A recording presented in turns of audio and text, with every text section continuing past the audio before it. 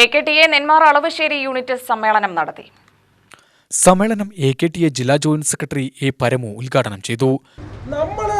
നമ്മളൊരു പെൻഷൻ വിധവകൾ, നമ്മുടെ തൊഴിലാളികൾ വിധവകളാണ്.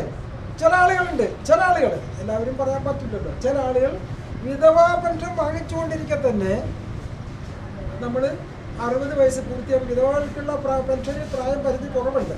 നമ്മൾ 60 വയസ്സ് കഴിയുമ്പോൾ നമ്മുടെ ഫോറം പൂരിപ്പിച്ച് നമ്മളത് കൊടുത്ത് ആധാറും ബന്ധപ്പെട്ട രേഖകൾ കൊടുക്കുമ്പോൾ നിങ്ങളൊരു പെൻഷൻ കൈപ്പറ്റുന്നുണ്ട്, ഇത് തരില്ല എന്ന് പറഞ്ഞ് അത് തിരിച്ചയക്കുന്ന ഒരു സംവിധാനം നിലനിൽക്കുന്നു.